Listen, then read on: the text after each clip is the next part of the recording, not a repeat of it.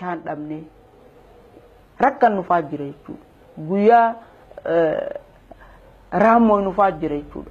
Usneetuma ijoollee teenya gartee waraana keenya ka wajji jirurraa madditti maynee waliin faataanee kooddaa keenya tokkichaa waliin itti dhiqannee walii kenninee jechuudha. Har'a yoo namni tokko dhukkube nam tokkoof kenninee akkasitti jiraachaa ture. Haalli qabsoo ulfaataadha. Haa ta'u malee immoo haalli qabsoo ulfaataan sun gabrummaa saba keenyarra jiruu fi rakkoo uummata keenyaaf biyya teenyarra jirturra hin ulfaatu jechuudha. Muranneetuma itti ciccinee itti ciniinnannee keessa qaxxaamurre jechuudha. Oromiyaan akka biyyaatti, Oromoon immoo akka sabaatti erga gabrummaa gita bittootaa sirna Habashaa jalatti kufee kaasee Oromoon yeroo tokkoyyuu ameen jedhee hin fudhanne. Falmaan qabsoo bilisummaa Oromoo karaa garaagaraan geggeeffamaa ture. Aarsaan hedduu itti kaffalame. Aarsaa kaffalamaa ture keessaas hawaasa Oromoo keessatti iddoo olaanaa kan qaban hawwan Oromooti. Yeroo dukkanaa sana keessa kanneen of baranii kanneen warra kaan wal qixxee dhaabbachuun adda isaaniif rasaasa kennan hedduudha. Kanneen kana keessaa immoo kan lubbuun jiran muraasa. Kan lubbuun jiran keessaa qabsooftuu beekamtuu loltee lolchiisaa kan turte Jaal Raggaatu Roobaa ishee tokkodha. Jaal Raggaatu Roobaa umrii ishee ijoollummaan qabsoo bilisummaa Oromootti makamte. Dabreen immoo uummanni Oromoo erga gaafa gabroomee irraa kaasee bifa dandahame hundaan uummanni Oromoo falmaa geggeessa. Falmaa geggeessan kana keessatti abbaan irraa dhaladhee adeera kiyyaa namoota hiriyoota abbaa kiyyaa hiriyoota akaakoo kiyyaa haadha kiyyaa warra diina kana waan danda'aniin diina kana dura dhaabbatanii jira. Qabsaa'ota bilisummaa Oromoo kana maddii dhaabbatanii waan danda'aniin qabsoo uummata Oromoo geggeessaa turan. Isaanuma kanarraa laaluudhaan isaanuma kanarraa mooxannoo fudhachuudhaan nuti ijoollee taanee yeroo waraanni bilisummaa Oromoo waraana dargiitiin wal dha'u jagna Raggaatuun lolchiisaa turte. Akkuma abbootiin bilisummaa Oromoo qabsoo bilisummaa Oromoof aarsaa kaffalan umrii ishee dargaggummaatiin jireenya dantaa ofii ishee dhiistee kan qabsoo sabaa filatte. Barahamtuu sana keessatti Oromoon Oromummaa isaatiin jiraachuu yommuu dhabetti qawwee butachuun bosona seente. Jaal Raggaatuun miseensarraa kaasee haga hoggana olaanaatti waraana bilisummaa Oromoo keessatti hedduun yaadatamti. Jaal Raggaatuun akka nama amma dhalatee tokkoon ta'e yeroon harka isaanii seenu abjuun fakkaate. Harka isaanii niin seena yaanne meeshaa kiyyaas yeroo sanitti firraan qabu. Isaan kun akka ajaa'ibaa takkaa fi waan nama addaa tokkotti nalaalaa turan jechuu yeroo nan qabsoorra turetti waraanni isaaniitis akkasitti nagabaasaa ture. Bakki immoo isaan nageessan kun bakki nageessan kun Baalee Gindhiirraa na fuudhanii Diradhaa na fidanii Diradhaarraa na fuudhanii Harar Misraaqizii bakka jaamtu nageessanii. Misraaqiziin tun bakka mooraa hooggantootaati jechuudha. Mooraa hooggantootaa Tawaldeefaa Baacaa Dabaleefaa Saamoraa faati. Mooruma isaanii tana na fidatan.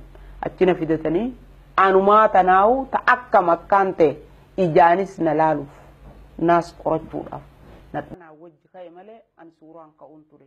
Osoo nama suuraa ka'uu fi bakka suuraa ka'u ta'e baramma qabsoo Ihaadig qabsoo wayyaanee geggeessinu kana. Egaa gootittiin Oromoo Jaal Raggaatu Roobaa osoo qabsoorra jirtu harka diinaa buute. Harka diinaa erga buutee booda waggoota dheeraadhaaf mana hidhaa keessatti hiraarfamaa turte. Raggaatuun kun ishee kamii kan jedhu firatoon taane diinatu gootummaa ishee beeka. Erga mana hidhaatti gidirfamaa turte booda gara biyya ollaatti baqattummaan waggaa dheeraadhaaf jiraataa turte. Gargaarsa waldaa hawaasa Oromoo Albertaa Kaabaa magaalaa Edmonton jiraataniin yeroo ammaa kana immoo biyya sadaffaa argachuudhaan biyya Kaanaadaa kutaa biyya Albertaa magaalaa Edmonton qubattee jirti. Uummanni Oromoo waan danda'u hundaan simatee jira. Goota kana immoo simachuudhaaf konyaan adda bilisummaa Oromoo konyaan gadaa bilisummaa Oromoo magaalaa Edmontonitti argamu hawaasa Oromoo naannoo wajjin goota kanaaf simannaa gochuudhaaf sagantaa qopheeffatanii jiru. Caamsaa 18 bara 2022 waaree booda sa'a tokkorraa eegalee konyaan gadaa bilisummaa Oromoo kan magaalaa Edmontonitti argamu hawaasa naannoo wajjin kottaa waliin simannaa isiniin jedha. Guyyaa kana sagantaalee garaagaraatu qophaa'ee jira. Miseensota hawwisoo waraana bilisummaa Oromoo duriiniif artistoota naannoo kanatti argamaniin sagantaan bohaartii ni jiraata. Akkasumas immoo gootittii kana maatii qubachiisuuf sirni tinnisa dinagdee ni taasifama. Bakkawwan garaagaraa addunyaa mararraa kan goota keenya Jaarragaatuu Roobaa wajjin lolanii lolchiisaa aarsaa kaffalaa turan bakka jiran ta'anii toora qilleensaan irraa qooda fudhatu. Hawaasni Oromoo magaalaa Edmontonitti argamu waldaaleen hawaasaa bakka bu'ooti amantii maanguddoonnii fi akkasumas immoo qeerroon qabsoo bilisummaa Oromoo geggeessaa jiran kallattii hundaanuu qoodarraa fudhatu. Kottaa goota keenyaa haa simannu. Teessoon 9636 Avenue 5A osoo inni lubbuun jiru hawaasa jennaan namni Kooriyaa magaalaa Edmontonitti argamu. Namni jijjiiramuu danda'a. Akka dhalatetti namni wanti hin jiru jechuudha. Kanaaf wanniin an ganama bahee fi deemaa gartee irra deemaa ture sun bakka hin geenye. Seenaa himatu hin geenye jechuudha. Natti ulfaata seenaa kiyya himuuni dhuguma. Wayyaanee an loleenis guyyaan dura dhaabbadhee lolleenis akkanumatti deemuudhaan guyyaa wayyaanee dadhabsee kaalsiin isaanii irra raammayee irra xuraa'ee deeminsa miilaatiin osoo na barbaadan osoo isaan na barbaadan ayyoon Arsii keessa kalee galgala jiraadhe arra Harargeen jechuudha.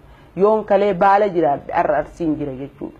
Eda yoon Baale bule arra Harargeen jira. Haarumate isin buutii harka arra isin faana teenya buutanii faana jaallan keenya jaal Magarsaa Bariifaa buutanii arraan tan qabsoo kana godhutti jirtanitti nutis ilmoon nuti dhallu faana keessan buutii yoo isin wajjin jiraanne bishaan isin qinyee beela isin irraa baafne karaa isin garsiisne diinni as jira isin hin jenne isinitti himne diinarraa isin maysuu dadhabnelle dhalu jirra ilmoon nuti dhallu baatan isin irraa buutii jabaadhaa.